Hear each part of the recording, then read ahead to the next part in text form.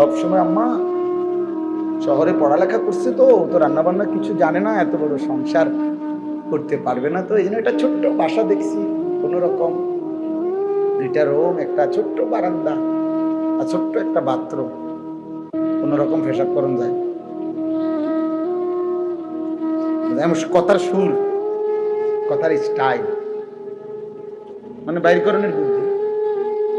মাকে কার কাছে রেখে গেলেন, বাবাকে কার কাছে রেখে, যাই লাগে জানাইবেন, কোনো অসুবিধা না। মা সবসময় মোবাইলে যোগাযোগ থাকবে, মোবাইলে ঘাস কাটবে যোগাযোগ করে। মা পানি দরকার, এটা মোবাইল দিয়া হবে। মার ঠান্ডার মধ্যে আরাম দরকার, মার এটা পানি দিয়া মোবাইল দিয়া হবে।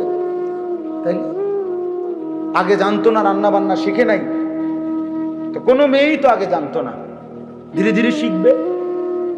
কথা বোঝেন নাই কথা? আমাদের মা, চাচি, দাদিরা, ওরা তো সবাই জন্মের পর থেকে রান্না করতেন, ঠিক না? তো তাইলে শিখে নিছেন। ইসলাহি মাহফিল আসলে এটার মূল ফিকির ইসলাহে নফস,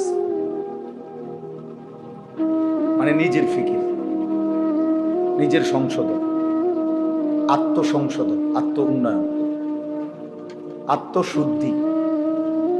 এটাই তাজকিয়া, এটাই তাসাউফ,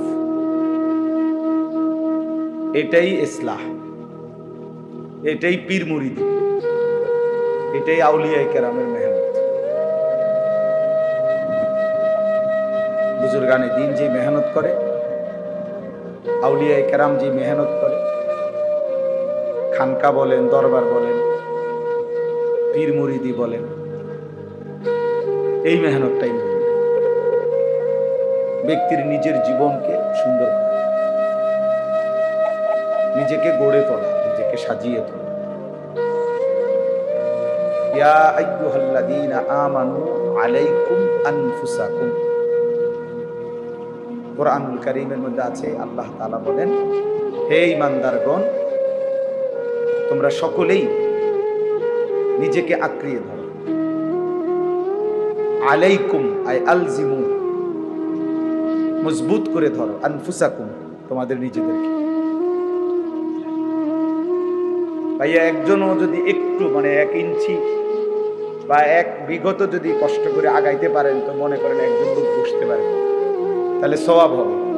আমার একটা অনুরোধ, তো তোমরা ছেলেরাও আছো, কিশোর নওজোয়ান ভাই, সবাই যদি সাফাসাফি করতে বলতেছি না, বাকি যদি সুযোগ হয়, যদি মনে করেন যে 1 সুতা আগাইলো হয়তো একটা ছেলে বসবে, তো ফায়দা হবে। ওই যে ওরা দাঁড়ায় আছে,